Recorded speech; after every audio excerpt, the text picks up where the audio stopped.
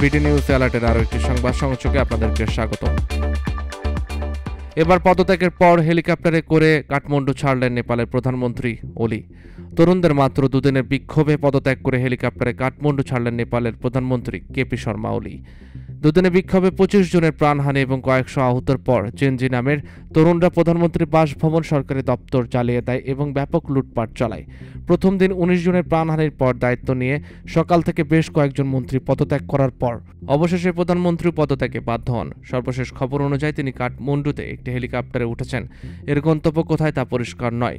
Online NTV এই খবর দিলেও কাঠমান্ডু পোস্টে বলছে পার্লামেন্ট ভবন সহ গুরুত্বপূর্ণ ভবনগুলোতে নিরাপত্তা রক্ষায় মোতায়েন করা হয়েছে সেনাবাহিনী। সরকারের উচ্চপদস্থ কর্মকর্তাদের সামরিক ব্যারাকে নিরাপত্তা দেওয়া হচ্ছে। কেপি শর্মা ওলি সেখানে তার মন্ত্রীদের সঙ্গে পরিস্থিতি নিয়ে আলোচনা করছিলেন। তবে আরেক গুঞ্জনে শোনা যাচ্ছে তা হলো ওলি পদত্যাগ করার ফলে ক্ষমতায় থাকছে কার হাতে। কেউ কেউ বলছে ক্ষমতা নিতে পারে সেনাবাহিনী, তবে এমন দাবির পক্ষে বিশ্বস্ত কোনো সমর্থন মেলেনি। নিশ্চিত করে বলা যায় না আসলে কি ঘটছে। এর আগে কয়েকজন মন্ত্রী পদত্যাগ করেন, তারা সরকারের বিরুদ্ধে অবস্থান নেন। প্রধানমন্ত্রী, প্রেসিডেন্ট বাসভবন, মন্ত্রী, এমপিদের বাসভবনে ক্ষোভে ফুঁসে ওঠে জনতা।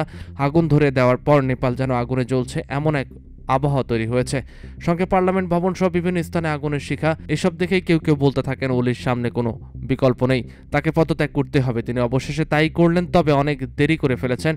তার চেয়ে বড় বিষয় হলো পদত্যাগ করার পর তিনি এখন কোথায়। জল্পনা কল্পনা ছড়ে পড়েছে তিনি দেশ ছেড়ে পালাতে পারেন। অবশ্য দেশের ভিতরে তার জন্য অবস্থান করা এখন ঝুঁকিপূর্ণ। তার বাড়ি পুড়িয়ে দেওয়া হয়েছে। দৃশ্যত নিজের দলের নেতারাও এখন সুযোগ বুঝে তার বিরুদ্ধে অবস্থান নিয়েছেন। ফলে তিনি দেশে কার আশ্রয় থাকবেন? যদি দেশ ছেড়ে পালিয়ে যান তাহলে কোন দেশে আশ্রয় নিতে পারেন তা নিয়ে এখন অনেক প্রশ্ন সামনে এসেছে।